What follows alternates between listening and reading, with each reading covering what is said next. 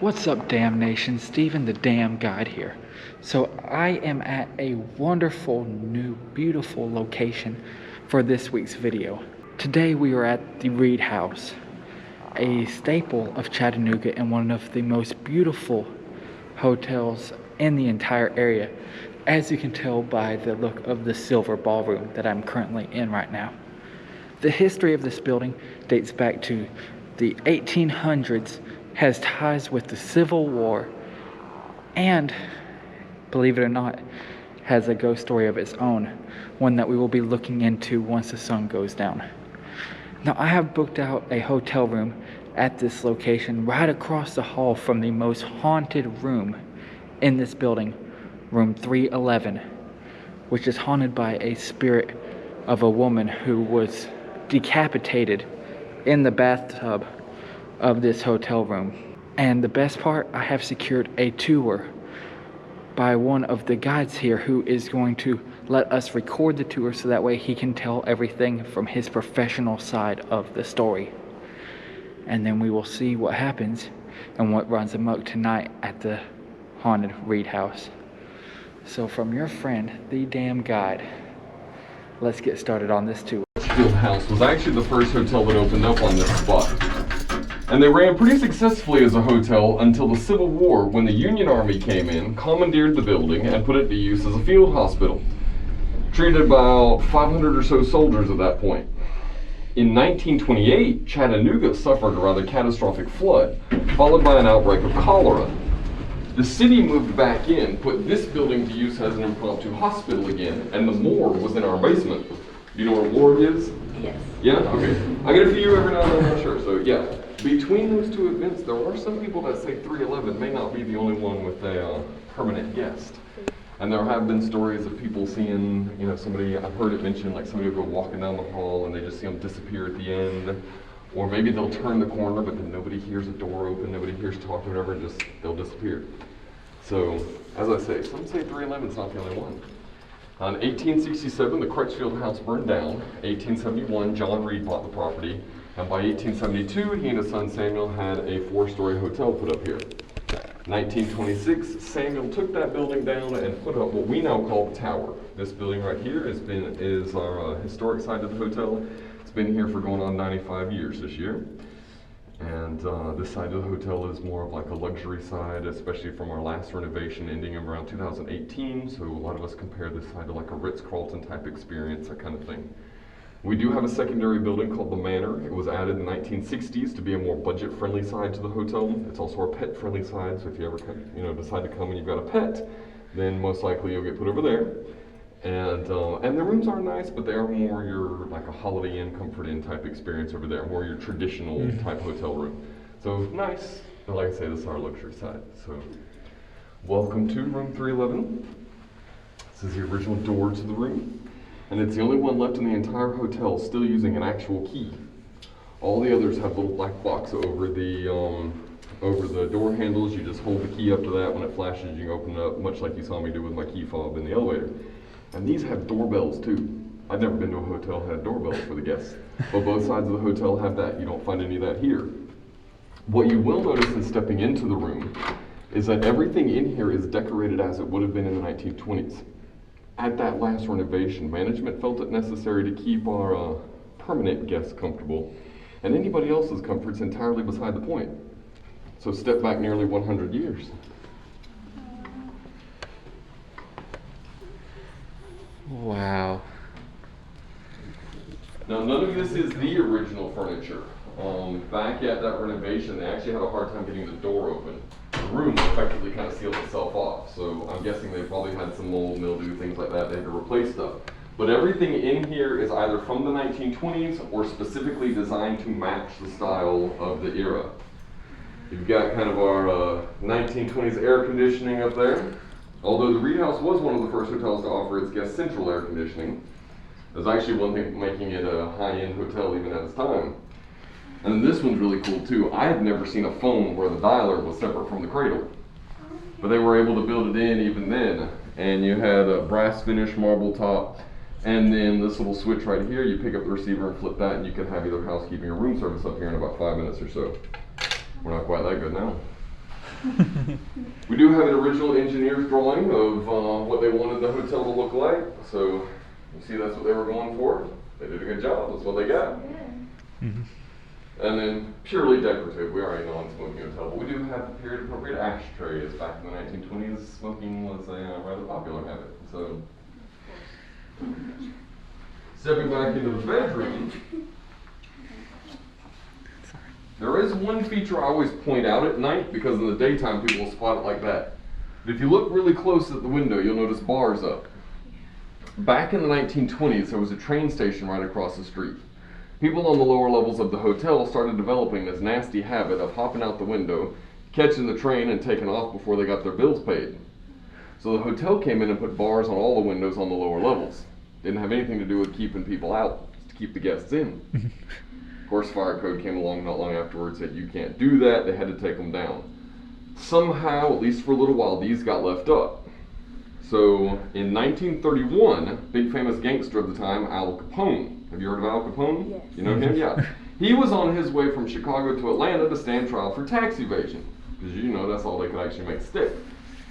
And they didn't have the airplanes to hop on and fly down. Interstates weren't built yet. So when you've got to transport a criminal like that, you just put them in the back of an armored car with a couple guards and going on a trip. Well, they got to Chattanooga, pulled up to the Reed House. Typically in that kind of situation, you find a room somewhere in the basement, chuck the criminal in there. Well, Al Capone wasn't your average criminal.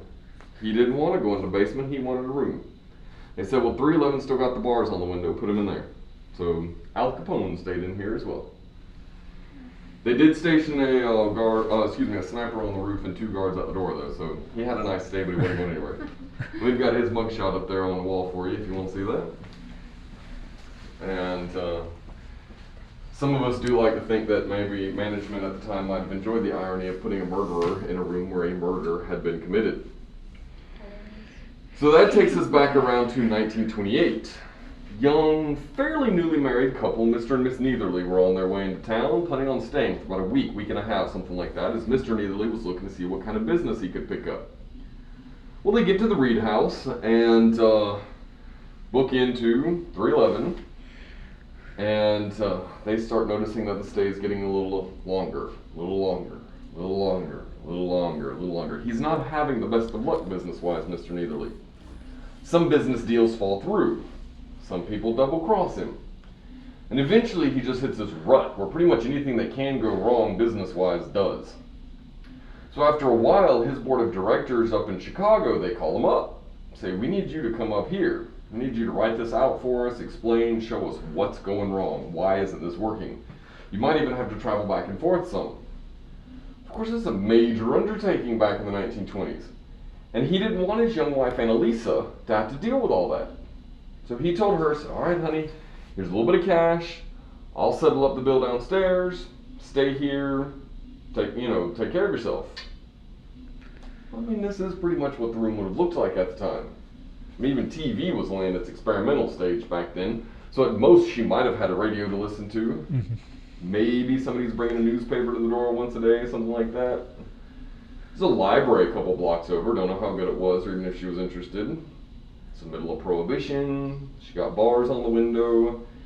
She starts getting bored after a while. Heads back down to the lobby and finds her way back to our billiards room. Of course, that time's where a lot of young men hang out, billiards rooms, and she's a rather lovely looking girl herself. Well, she ends up meeting somebody. Chemistry starts up, some sparks start to fly, and she brings him up here. A lot of these guys were also businessmen. They're not planning on staying in town for very long. So she goes back down, and back up, and back down, and back up, and back down. This becomes a bit of a habit for her. Some people say she charged for her services. Some say she didn't. I don't know. I started at least a year after that. But as these businessmen are traveling from town to town, city to city, bump into other businessmen, find out, oh, hey, you're going to Chattanooga. You need to go to the Reed House. Beautiful young girl down there named Annalisa. She'll make sure you have a nice time. Got a fat pocketbook, you're definitely going to have fun with Annalisa. Well, this story keeps spreading town to town, city to city, and it makes its way up to Chicago. And Mr. Neitherly finds out. And of course, he's none too happy. So the first chance he gets, he makes a beeline straight down here. Comes straight in the door, straight up here, beats the door open. And Annalisa's not alone. He grabs the guy up, takes him out to the hallway, beats the tar out of him, leaves him laying there dead or alive, who knows, who cares. Comes back in here, snatches up Annalisa, drags her into the bathroom, throws her down into the bathtub, and takes out the quickest, easiest weapon for the man of the time, his straight razor. Do you know what a straight razor is? You ever seen one? Know the difference between that and manual razors? Yeah, it's like super sharp knife, no point. He takes that after, goes after her and gives her a really close shave, we'll say. When housekeeping found it the next day, they had a huge mess to clean up. Now, Chattanooga was not nearly this big back then. And being a small southern town, the government's a lot less nosy into your personal business. Mr. Neitherly knows how to grease a few palms. So the authorities effectively say, you know what? Your wife was probably working on the side, and clearly you were having some issues. And if that's how you felt like you needed to take care of it, then you did what you needed to do. And he gets away with it. You're not going to find any police reports or anything like that. The hotel didn't want a scandal, so they came in, cleaned everything up, kept their mouths shut, and left the room in circulation. But it didn't take them terribly long before they started noticing that people getting booked into the room 3, 4, 5 hours later, they're back downstairs at the front desk going, you got to give me another room. If you can't give me another room, give me my money back. If you can't give me my money back, we got to do something. I need out of there. I'm getting this jittery, shaking feeling. I'm feeling this pressure. Somebody's watching me. Several people said they were sitting on the bed, felt like somebody sat down next to them. Few young men managed, kind of make it through the night, but then they came in here, they're getting ready in the morning, when all of a sudden this ghostly image of a beautiful young lady in a bloody dress appeared behind them.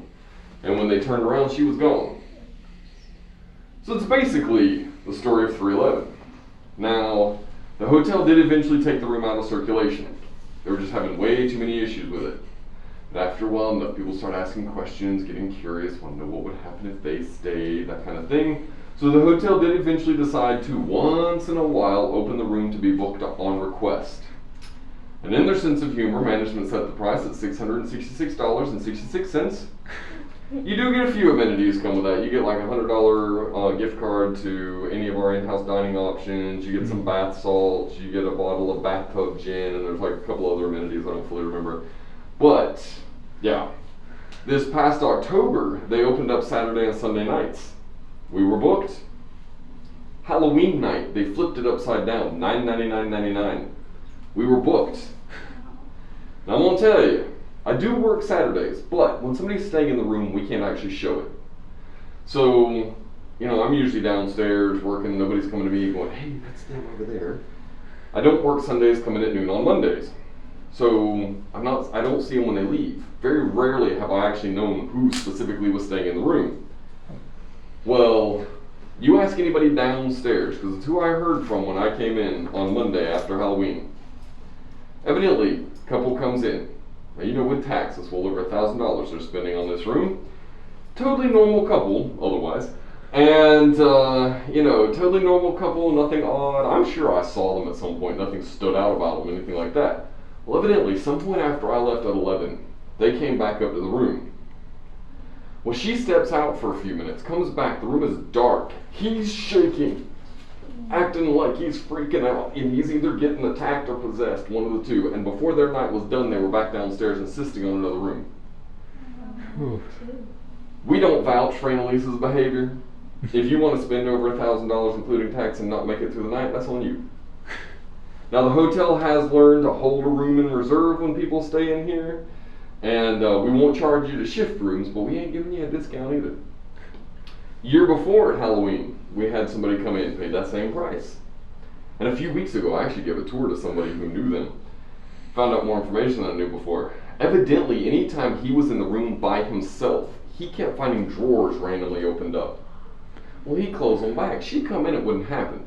But if she stepped out of the room, he was alone again, these drawers are suddenly open again. He'd close them back. Both of them were getting those same weird vibes people used to get when the room was in circulation. And reported by other people who do make it all the way. Well, evidently they finally head to bed for the night. And at some point after they got in bed, they started feeling like somebody was shaking the bed with them in it. They didn't even get another room. They left the hotel. They were done, gone, out. The way you see the room is how we leave it. We leave lights on and whatnot, because especially at night, you're giving tours, you don't want to be going around turning lights on, that kind of thing. Well, there is one other gentleman who can give tours of the room, and typically, like, we'll work together when we're busier on the weekends, but for the beginning of the week, we're not that busy, so it's one of us at a time. Both he and I have come in several times and found the room different than how we leave it. He came in one day after giving a tour. He gave a tour, gets done, and this is the only key too. We keep it at the front desk, and we have to sign it in and out when we're going to bring somebody up here. So he gives a tour, puts the key back down. An hour later, somebody else wants a tour. He comes walking up here, and this light was turned off. He didn't do it. He has no reason to. Mondays and Tuesdays, I am the only one here who can give tours. And a couple months ago or so, I came in on Monday, gave what turned out to be my last tour for the day, put the key back down at the desk. Tuesday came in, somebody wanted a tour. First one, grabbed the key, come walking up, and the closet door was open. And that's happened at least one other time. We make it a point never to oil the hinges. And, but I mean, I've invited everybody from that point on, test it. This thing does not pop open by itself. We leave the fans going because the air gets kind of stale and stuffy if it doesn't keep moving. I've come in here, one of the fans has been off. I've come in here, one of these lights was off. No one has stayed in here since Halloween, but about 5 weeks or so ago I came in, both fans were off and one of the lights in the bathroom was off.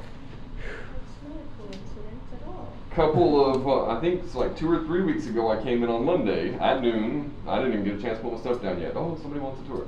Grab the key, come walking up, both lights in the bathroom were out.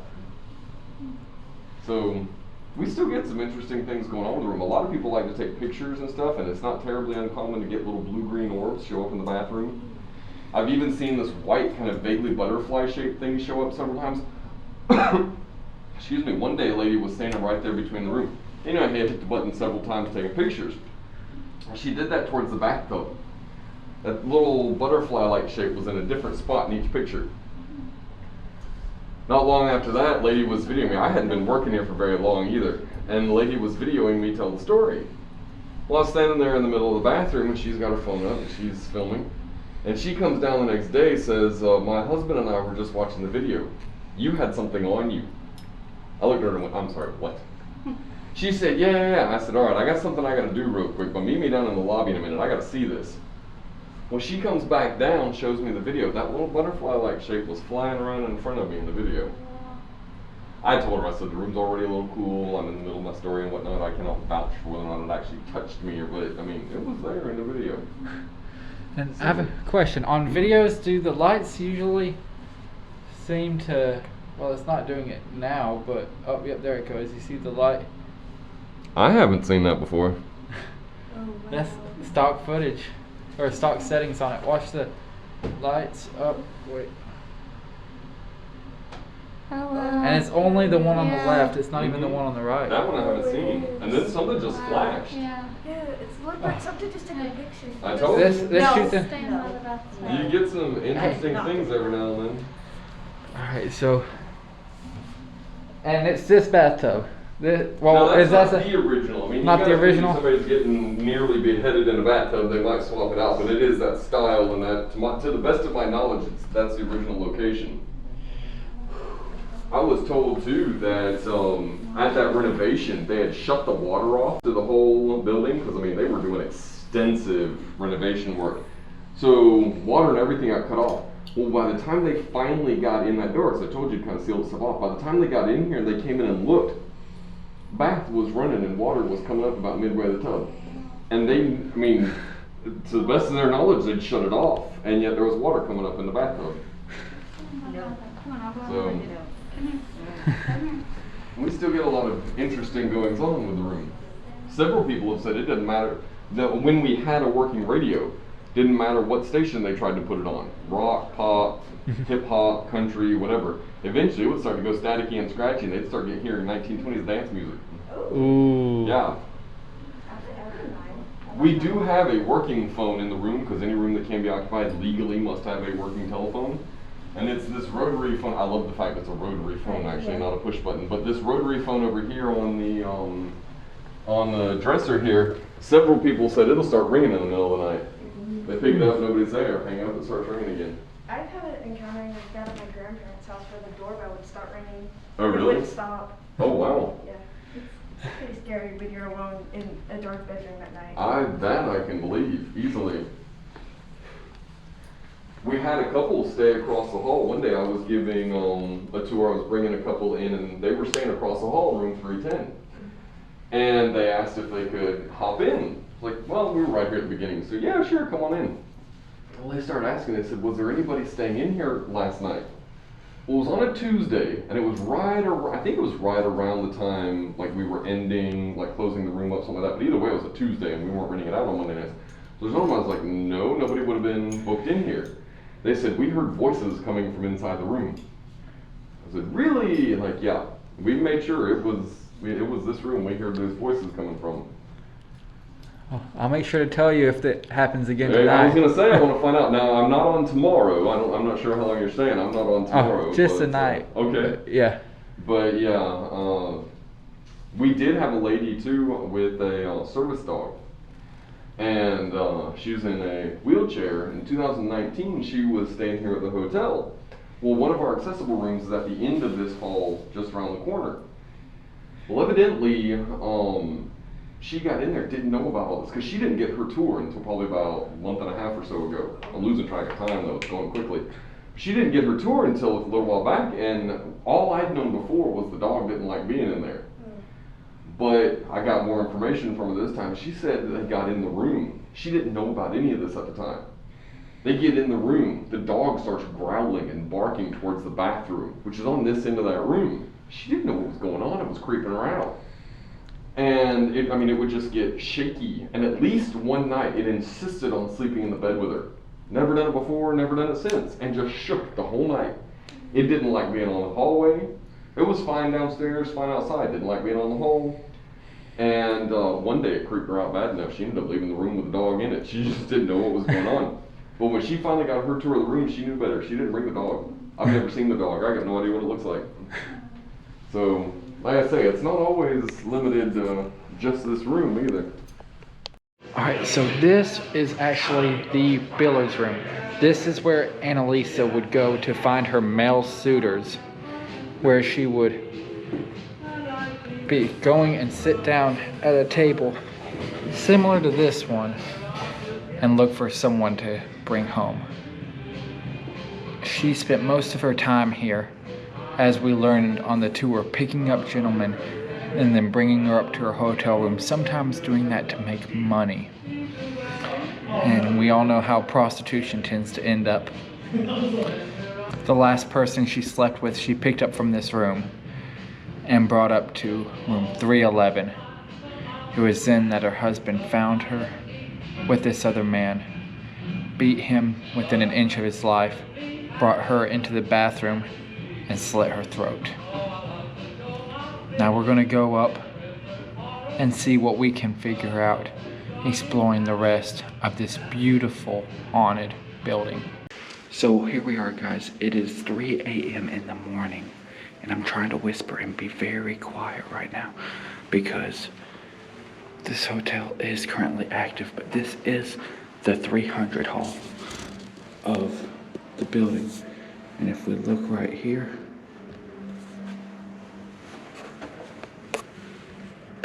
there it is, room 311. Now, we went in there earlier today for the tour, and it was just amazing in there. And here's the cool thing. Right over here, this room, 310, this is where I will be spending the night here at the hotel. Now, as I walk through the halls of this place, I can't help but just take in all the deep history seated in this location. I mean, think about it. We got, well, civil ties to the beginning of the Civil War, hospital during the Civil War, hospital during a pandemic, in 1923, which is 2021, that was almost 100 years ago. And murder? Come on. You can't beat a place like this. Now, if you look around, you'll see we're at a dead end. But this is it. This creepy, dimly lit hallway is the location of the most haunted room in the most haunted hotel in Chattanooga, Tennessee. And I am just in awe. Alright guys, thank you so much for tuning into this week's video. It was amazing getting to spend the night in such a wonderful location whose history is so intricately tied in with the history of our nation.